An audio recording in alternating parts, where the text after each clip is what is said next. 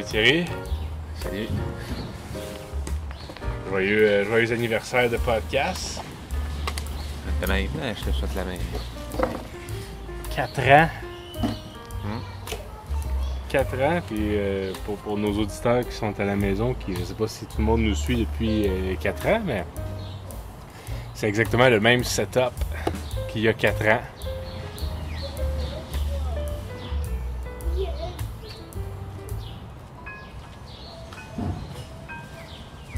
Les mêmes chaises. Sinon, il n'y a pas tant de choses qui ont changé. C'est le même garage derrière, mais à l'époque, on savait pas encore qu'on ferait quelques épisodes dans le garage.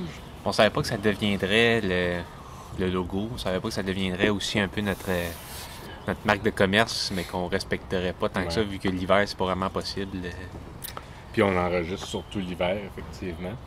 Fait que nous voilà pour l'épisode 130, 129. 130. 129, c'était il y a 2 semaines, on était à l'épisode maritime. Et je veux revenir sur l'épisode maritime, Thierry, parce que j'ai pas donné mon 100% à cet épisode-là. Faut que les auditeurs comprennent. On avait dit qu'on était dans un Airbnb de Halifax, mais la réalité, c'est que j'étais un sinistré de la crise du verglas 2023 de Montréal. Manqué d'électricité pendant quelques jours. Donc là, ça c'était au moment du tournage. Puis dès que le temps est venu de faire le montage, ben, j'ai pogné la grippe. Ce qui fait que j'ai pas pu donner mon 110% sur cet épisode-là, sur l'épisode maritime. Ben, c'est ça qui arrive quand tu commences un podcast, c'est le moulin à viande du podcast. Faut tout le temps que tu le nourrisses, que tu nourrisses la bête. Je voulais être transparent avec nos auditeurs. Il faut dire, c'est vrai que dans l'enregistrement, c'est vrai que la crise du verglas de 2023, on n'en parle pas beaucoup, là, mais ça a dû être tough sur le psychologique, mais parce que une semaine plus tard, il faisait 24. Fait que là, on a comme un peu oublié qu'est-ce que c'était, à quel point c'était dur. C'est ça le problème des crises de verglas au printemps. Il y a aussi l'absence de Julien qui est à noter. Ouais. Il y a 4 ans, Julien faisait partie du noyau. On parlait de ça comme qu'on avait de la misère à trouver quoi mettre sur la page Facebook. Où là, j'ai dit on pourrait faire un podcast. Le podcast fait juste mettre ton téléphone comme ça, dictaphone, paf. C'est ça qu'on avait fait. Puis à l'époque, c'était moi l'animateur. Puis là, Thierry, il y a la mode du SMR, là. Fait que je voulais savoir, veux-tu que je te sers un café SMR? La mode du SMR? Je pense pas qu'on a un assez bon micro pour faire du SMR. Alors moi, j'étais un gros tripeux de SMR. Moi, je suis plus les bruits de bouche. Alors, j'adore les bruits de bouche. Je m'endors en écoutant des bruits de bouche, des filles qui mâchouillent du caillou de chou, des affaires de même. Là. Mais toi, tu le pognes, le SMR? Parce qu'il y en a qui le pognent pas, hein. Il y en a qui comprennent. Le pogne? Ben, ça te le fait, le frétillement. Ben, là. Ça dépend. Ça dépend. Un SMR, tu sais, Mike, si on fait des pubs SMR sur Spotify, puis qu'il fait. Puis tu sais, il y a du SMR que moi qui m'irrite profondément. Moi, le bruit, quand ils disent le fromage qui crépille sur la poêlonne, moi, du fromage qui fond sur une poêlonne, ça m'écoeure. Ça m'écoeure, Thierry. J'aime pas l'odeur, puis j'aime pas le goût que ça donne au fromage. Ça devient croustillant, puis tout ça. Il y en a qui adorent le fromage qui devient croustillant. Comme une chips. Moi, je déteste ça. J'aime mon fromage qui est ramolli, mais c'est tout. Je veux pas qu'il soit croustillant. Fait que là, ça c'est un SMR que ça fait... Ça aurait pu être peut-être que c'est même pas ça le bruit, mais ils nous disent que c'est du fromage qui fond sa poêlonne, ça m'énerve. Fait que ça dépend. Je pourrais pas dire. Là, regarde, moi, les publicités... Ça aussi, ça, tout le monde aime ça, là, regarde. Ouais. Comme je te dis, je sais pas, là, Vendredi, le 28 avril, épisode 129, le podcast LFA, saison 5, ça fait 4 ans qu'on fait ça. Ça fait 4 ans. Puis... on va te laisser parler, j'ai beaucoup parlé. Ben c'est ça, 4 ans. 28 avril 2019, on s'attendait certainement pas à ça. C'est l'épisode des 8 bourgeons. Je sais pas trop pourquoi Julien, ça l'étonnait tant que ça qu'il y ait des bourgeons chez vous, là, parce qu'à Québec, ça a l'air ils ont encore un pied de neige partout à ce temps-ci de l'année. En tout cas, moi, j'étais bien impressionné parce que quand je suis arrivé à Montréal, j'ai commencé à voir les bourgeons qui sortent. Vous avez pas idée de la chance que vous avez. J'ai dû prendre 8 photos de bourgeons aujourd'hui. C'est vrai? Ouais, es-tu construit, là, le troisième lien, à Québec? On en parle tellement. Il en parle encore. Comment qu'on va appeler l'épisode? Le 9e bourgeon? Ça pourrait être ça, le 9e bourgeon. C'était moi l'animateur à l'époque. Bonjour, bienvenue au podcast des Frères Avars. Donc on va parler un peu de l'état des choses. Qu'est-ce qui s'en vient pour les Frères Avars? C'est quoi qu'on a dans les cartons? On n'a pas été très actifs ces derniers mois, mais on a des gros projets. C'est parce qu'on travaille sur des choses qui devraient être intéressantes. C'est ça, c'est que dans le fond, au fil des épisodes, on a comme compris quelque chose. C'est que non seulement je suis un animateur vraiment pas bon, puis deuxièmement, c'était que on peut pas s'occuper à la fois de la technique et de l'animation. Il faut choisir ses combats. D'ailleurs, je me débat pas mal dans la technique. J'ai des fois bien de la misère. Ben là, la lumière est bonne sur cet épisode-là. Tu as fait un bel atelier. Là, évidemment, les gens ne le voient pas là, parce que c'est arrière-caméra. Ils pensent que parce qu'on est à l'extérieur, il ne faut pas faire d'efforts d'éclairage. Mais non, au contraire, c'est encore plus tough parce qu'il y a plein de panneaux de... Ben, sinon, on serait aveuglé par le soleil. On serait... Si notre teint et tout ça. Fait que non, c'est... D'ailleurs, quelque chose que j'aimerais ça implémenter ça, pour notre teint, c'est de commencer un peu un volet maquillage. Parce que les vrais podcasts, maintenant, ils ont tous des maquilleurs. Là. Ouais. Okay. Puis aussi, faut qu'on commence à faire nos contrats avec l'association des artistes, là, ou je sais pas quoi. Là. Le cachet minimal, c'est pas bien compliqué, vu que c'est juste entre frères, on a juste à se partir une fiducie, puis on va quasiment... Je sais même pas comment que ça marche. Ouais, c'est ça. Fait que toi, à l'époque, Renaud, t'avais essayé de vendre ton abri tempo. Je sais pas si ça avait fonctionné. C'est vendu. Puis en parlant de ça, moi, j'ai un abri tempo chez nous. À cause du poids de la neige, il s'est écroulé. Sais-tu où est-ce qu'on jette ça, un abri tempo scrap? Je sais pas. Moi, c'est parce que je trouvais ça trop compliqué de jeter. C'est pour ça que je l'avais vendu. OK. En fait, je l'avais donné. J'avais mis à donner. Puis il y a quelqu'un qui était venu le chercher. OK. On va trouver une façon de le jeter en quelque part, là. Moi, j'ai à vendre un VHS. Pourquoi tu vends ça? Ben, j'en ai deux. Ah, OK. As-tu besoin d'un VHS? Non, ça me j'en ai un, moi. Moi aussi. Fait qu'un VHS à vendre, écrivez-moi. Dans 2 semaines, je le mets sur Kijiji. C'est quelle sorte? Un JVC. Ça fait des bons, ça. Puis Julien, lui, il nous avait parlé de nordicité. La première fois, c'était déjà dans son créneau. Il parlait de nordicité. Il nous avait dit, il a comme parlé de l'expression des lacs ont-tu calé. Ouais. On connaissait pas du tout cette expression-là qu'est-ce que ça voulait dire. Voulez-vous savoir si les lacs ont calé dans le nord? Ils n'ont pas encore calé. Cool. Ils n'ont pas encore calé. Qu'est-ce que ça veut dire? Vous savez pas c'est quoi que ça veut dire, un lac qui cale? Non. Vous avez jamais vu un lac au printemps? Non. Genre la glace qui s'en va? Ouais. Vous savez pas de quoi ça a l'air? Non, je savais pas. Maintenant, la glace, elle pète, là, puis elle coule dans le fond. Ok, non, c'est l'expression que je connaissais pas. Ben, je sais pas si elle coule vraiment dans le fond, mais c'est comme ça qu'on appelle ça. Le monde dans le nord, il demande ça. Lac as-tu calé? Moi, j'aurais jamais pensé qu'on se rendrait à 130 épisodes. Si on s'était dit on va se rendre On à n'est 100... pas encore à 130. Ouais, c'est vrai qu'il n'y a rien qui dit que celui-là, il va marcher. Hein, ouais. Il n'y a rien qui dit que c'est peut-être la fin, c'est peut-être le dernier. Ouais. On sait pas ce que l'avenir nous réserve. Moi, je pense qu'on va se rendre à 130, mais je sais pas si on va se rendre à 200. Ben, ça prend de plus en plus de temps parce que là, c'est ça, au début, on était à 1 par semaine. On a fait ça, puis après, on prenait des pauses.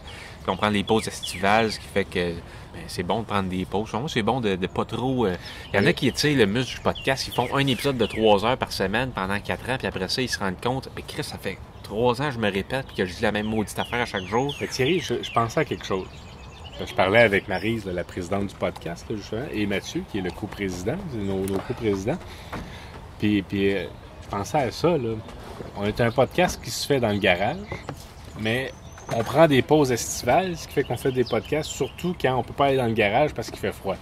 Tu verrais qu'on prendrait des pauses hivernales? Ben, je pense que peut-être que cette année, on pourrait prendre une pause hivernale puis continuer à en faire durant l'été. Ben, au début du podcast, la première année, on avait fait l'été, hein? Ouais. C'était des bons épisodes, c'était comme le feeling t-shirt en shorts. Ouais. Il y avait ton ami Vincent qui était venu avec sa moto, c'est-à-dire l'autre Vincent. Ouais. Fait que je pense que, puis là, je te le propose, Thierry, ici, là, je pense que cette année, je continuerai à en faire l'été. Okay. Puis on prend Pas de spécial estival, ça va être la saison continue. Saison estivale. Il y a aussi dans le premier épisode quelque chose qui est arrivé, puis qui n'est pas vraiment réarrivé après. Il y avait eu un pet. Je me souviens pas qui c'est qui l'avait fait, mais il y avait eu un pet. On l'entend pas tant que ça. On l'avait pas coupé. Si en passant, on a dit qu'on faisait pas d'annonce personnelle, mais... Oh! Attends un peu. Non, on n'en est pas, malheureusement. Ça, c'est les cardonneries. C'est...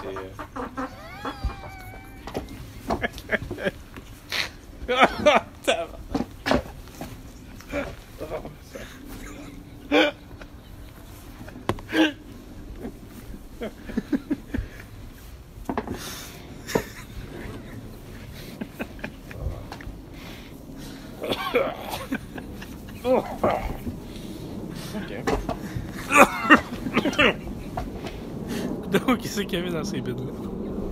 On n'a pas obligé de savoir que c'était qui ces pets-là.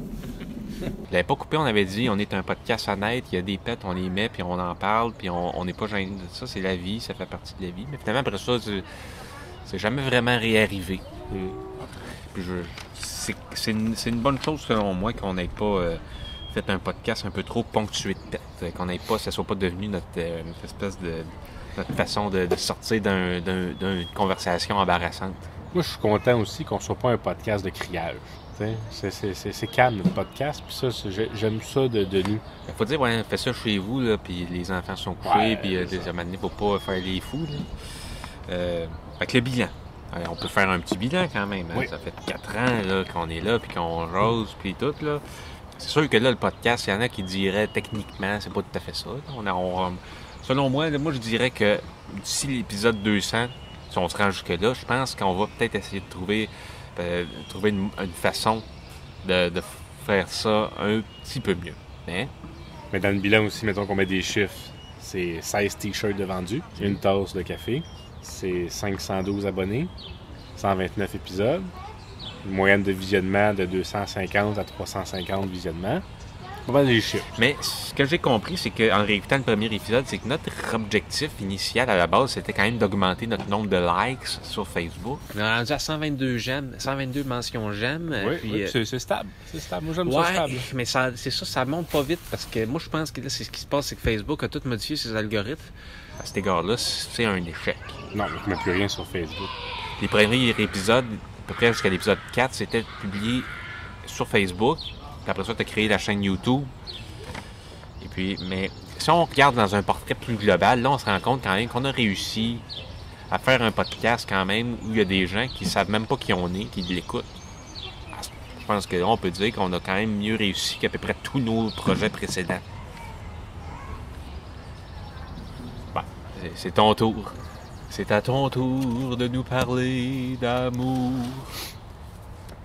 Parce que moi aussi, je voulais profiter justement, tu sais, c'est un milestone, dans le fond, 4 ans.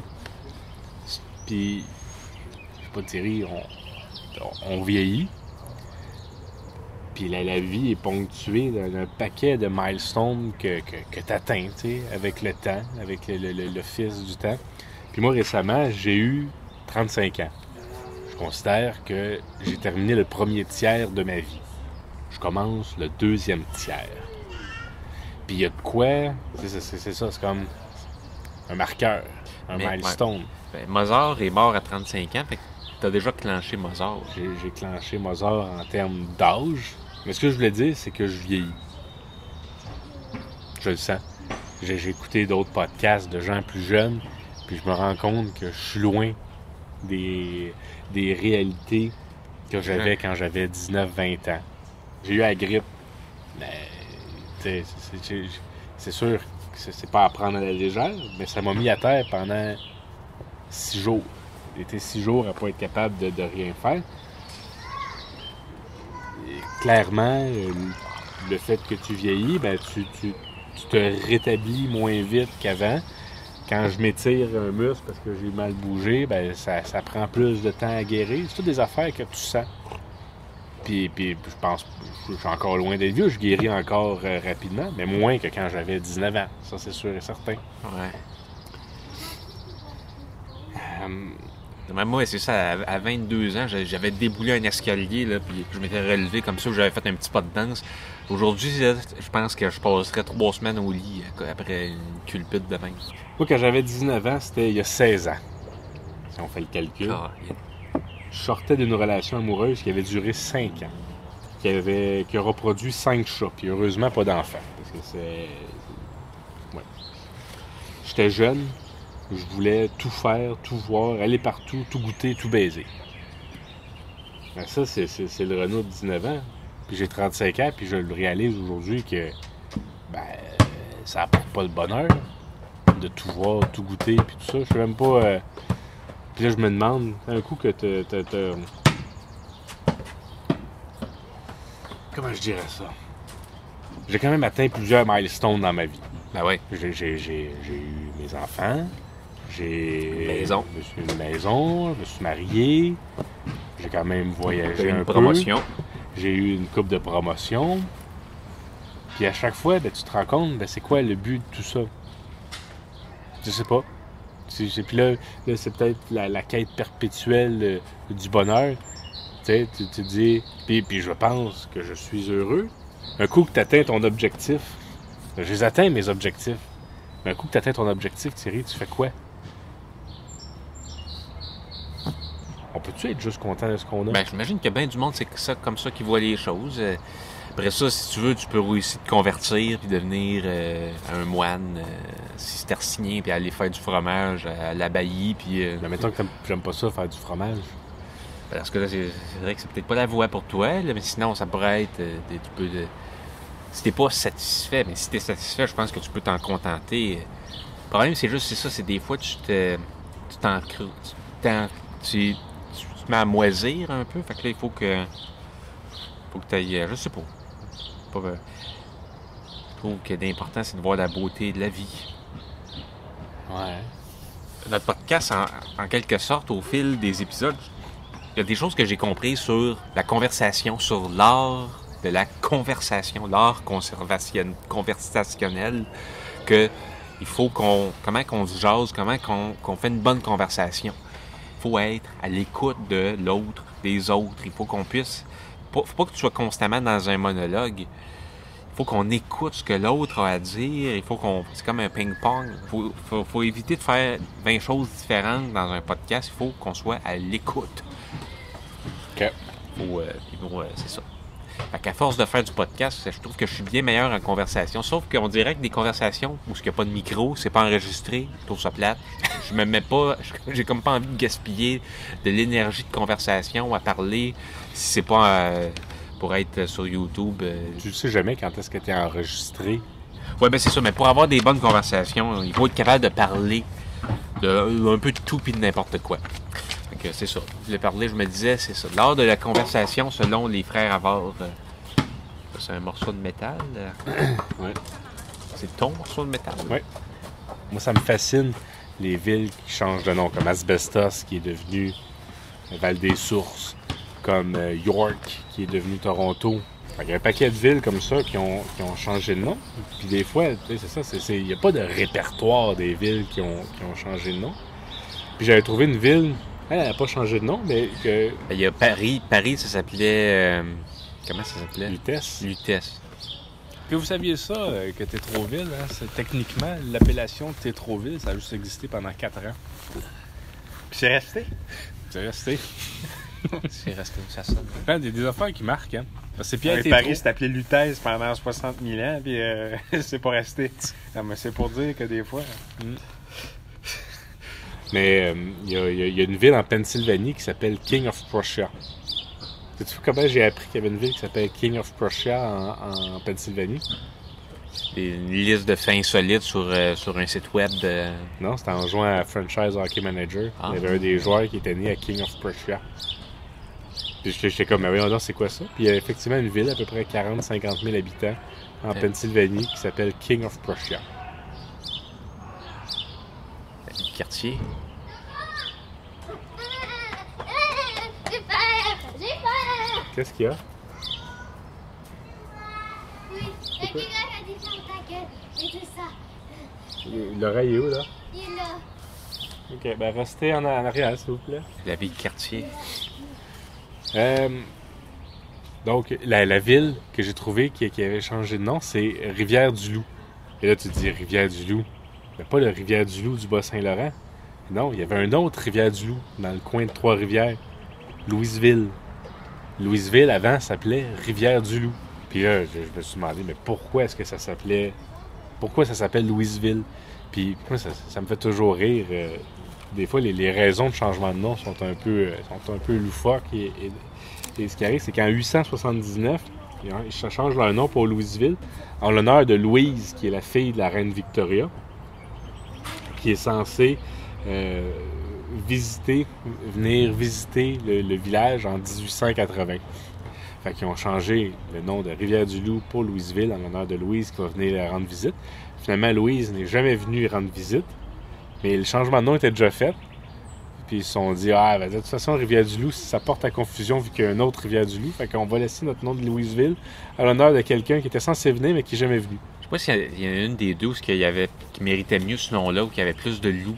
Je sais pas. Je sais pas si tu te souviens, quand on était petit, là, il y avait des espèces... Il avait appelé ça des pets de loups, là. Puis Ouais. ça traînait dans le gazon. Puis moi, j'étais sûr et certain que c'était vraiment ça, que c'était des loups qui avaient pété, puis que ça donnait ça. Mais j'ai jamais vu ça, moi, un loup. T'as jamais vu un loup? Ben, des photos, là. Mais à l'époque, la Nouvelle-France, ça devait être infesté de loups. Il devait vraiment avoir des loups ici, là. Oh oui. Bon, ben, c'est 130e épisode. On est parti pour un autre 4 ans, au moins. Où c'est où? Mais là, c'est ça. C'est que ça fait 4 ans qu'on fait du podcast. Je me dis, on est peut-être dû pour essayer d'autres choses. Continuer à faire du podcast et élargir. On voulait faire des podcasts spéciaux, des podcasts événements.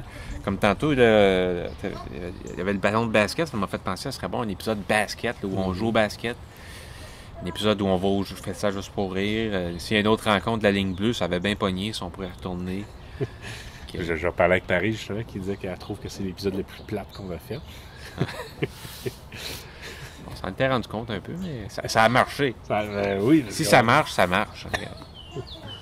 Mais oui, mais je pense qu'il faut continuer à faire tout ça, mais aussi pas se fermer à essayer d'autres choses. Sortir de notre zone de confort.